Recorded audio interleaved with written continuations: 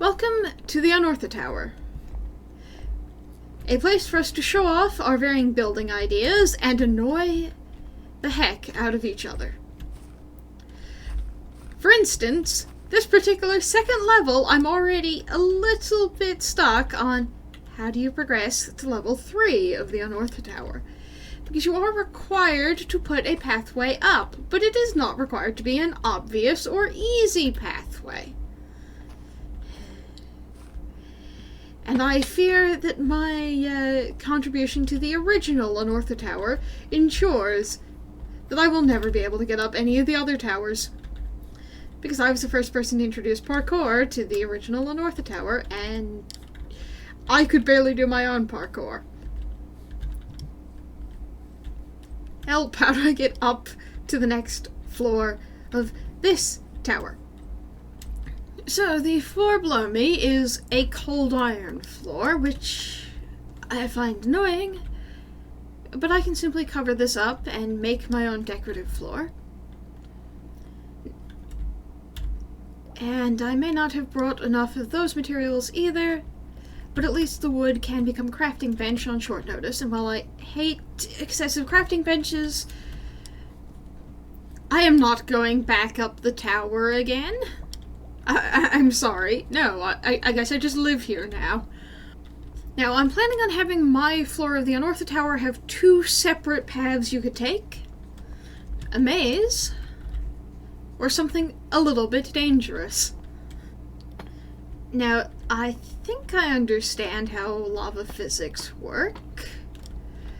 You'd think I definitely would think that I would understand how lava physics work by now, but I don't quite understand how waterloggable blocks interact with lava, and I think the answer is poorly. I will still need to be coming back up here to bring more lava, won't I? This tower is going to be an exercise in frustration, and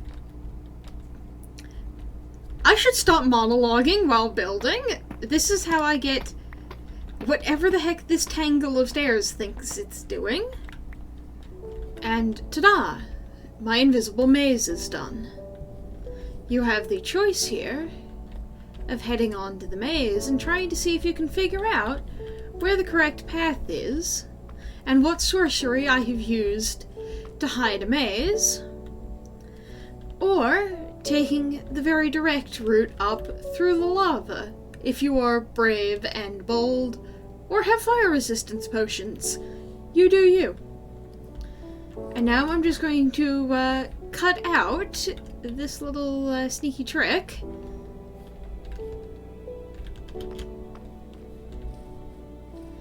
And head on up to check whether or not... Excuse me. Oh, that's what I did. Rude past me! And thus endeth my floor. And we have what appears to be the start of the next floor up, integrating itself on in. And we're just going to take the fast way down. And oh look, my floor has already oxidized. I really need to get on to that working with Skulk to fix my time problems, but that is something for future me to sort out. I don't know what this is, I don't know why this is, but it certainly seems that something fishy is going on here. It appears that some fish people may be responsible for a little bit of roadkill over here. I believe this shop is new. What have we... Ah, yes. Yes, yes, yes! Prank or present by Plasma Hero. Write your name on a piece of paper. Once it is April 1st, you may secretly receive a name and a noun. The choice between pranking or gifting the individual is up to you, but whatever that may be, it must relate to the noun you received. Well, presumably I have followed the directions correctly, and have been entered into our festival of pranks. Now, might this be a shop? Or is it a base? It seems like I am not the only source of chaos on this server. But then I remember that interesting goose we saw lurking around spawn lakes. Ah, that is what this is. A frog sanctuary. Most adorable.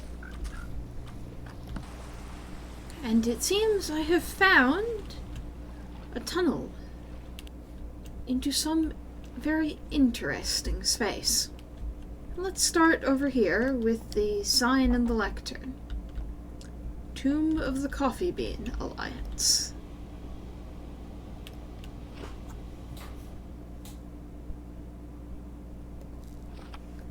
Rules of the Coffee Bean Alliance, there are no rules.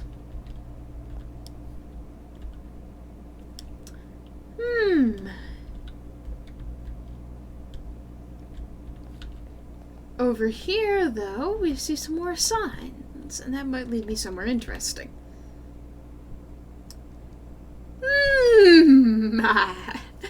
Skulk shop, coming soon, but beware all who enter. Time will be broken here. I believe this is exactly what we need. I will be back. Time and space will indeed be broken here. I had an interesting experience while I was testing out some of my updated sorcery, and fell temporarily through the floor. Alas, this was not caught on camera. So, I have updated my sorcery to no longer impinge on the redstone, and to make it more easy to see a person's appearance under their armor.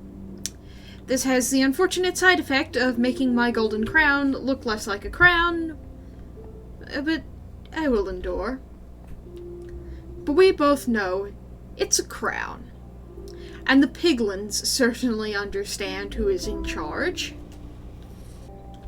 And the Achano-dome, currently flooded with lava to stop a buildup of massive amounts of spiders. And I must compete in this. I know I shall lose, but I must give it a try. Achano-dome, one will enter and none shall leave. The aim is to kill as many cave spiders as possible before you die yourself. Scores are totaled up by the number of spider eyes that drop. And since there is currently none on to spy on me, let us take off our glamour. It is such a relief to take off my glamour. I no longer have that drain on my magic about to weigh me down. So, 1 bucket of milk, 1 iron sword, and a match to the death.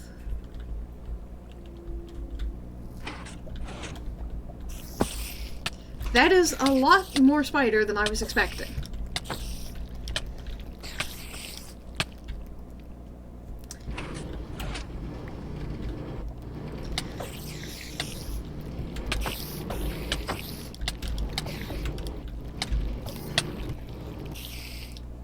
I believe that time I successfully killed 1 spider.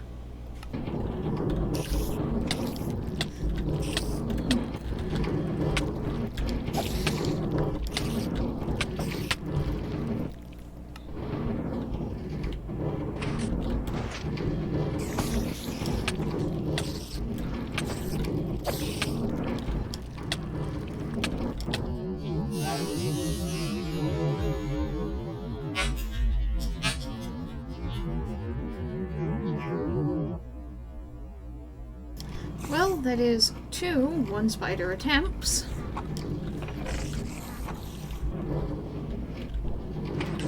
There is a spider eye lurking in the corner. My previous run was a 2-spider eye run. Thou saw that, right? Ah. 'Tis only one I slew this time.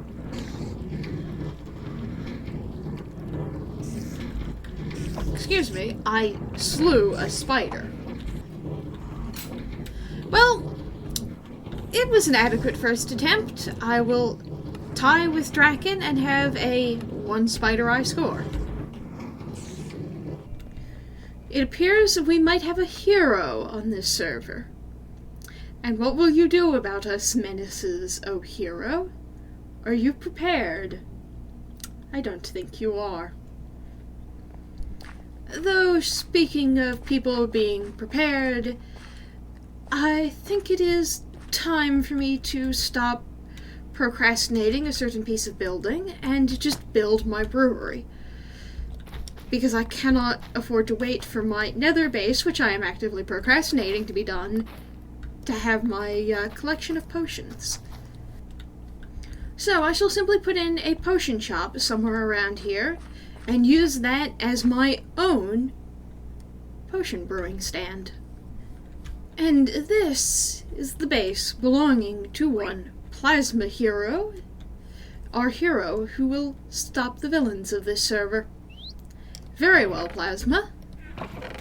Will thou stop me from stealing your potion supplies? Oh, and isn't this so adorable? Little nether wart, small area of water just so we can make the potions work. The 2 little end pots, though maybe these should be replaced with different flowers, but I love that nice vivid red. And yes, the copper is going to turn blue, but I still love it so much. And the magma cube watching it as my shopkeeper. This is perfect. Though perhaps I should extend these potions to slow falling, because I hear we're going to be visiting the end very soon. And these little lovelies are very, very useful for a specific thing I wish to do out in the end. And ta-da, my potion shop is selling things, or will be. Potions of regeneration, of healing, of slow falling, available for trade. And we can see down below near the river pieces of the pig race that is due to happen. And I think it is my obligation to contribute at least something to the race course. So, let us digress for a moment to buildeth a raceway. And here we have the start of the Swan Valley racetrack. Now, some of my ideas maybe are a bit too obnoxious. On the other hand, obstacles and challenges are good for a race, aren't they? Aren't they?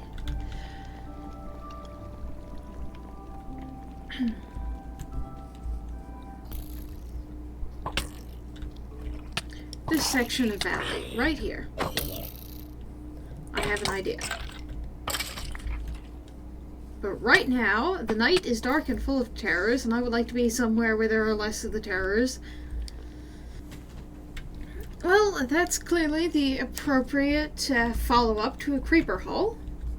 We patched the creeper hole in the landscape with some ominous terrain barriers, but I think that unless someone's taking a very creative interpretation of the pig race, you shouldn't actually be in any danger from that particular terrain hazard. And let's go back to my other idea. Now this is obviously not going to be over lava. It's going to be over water so that when the pigs fall in, nobody's actually hurt, it just slows you down. And there we go, platform at the end of this section. Now I think I am going to do a section on the walls of this area with ominous, spooky lighting. Walk not in. Because I feel like at this point, ominous background lava is my signature. If I understand how lava physics works, which I do not, apparently. Now, if I understand how lava physics work... Now, can I remove this without it...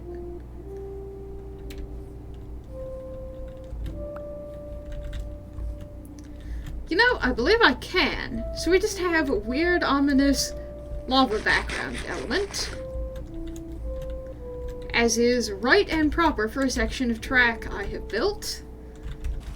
I suspect there may be some uncomfortable bang your head on the ceiling moments as you go through here, but I do not care. I am, after all, the evil doppelganger, not the good one. And I have confirmed that you have to be putting in a lot of effort to get crispy bacon over here, because even running at full tilt at that wall. Okay, maybe I need to pull that in, because running full tilt at this wall, you could end up crispy. Fine, fine. I am the evil doppelganger, not the good one. I will, however, replace this block as being dirt, just to make it a little less like the path is supposed to be up on the hill. And, of course, putting in that lava feature will force people to swerve out just a bit longer. And somebody might decide to remove it because it is too much of a health and safety hazard, but an effort was made. And with that, my section of the racetrack is done.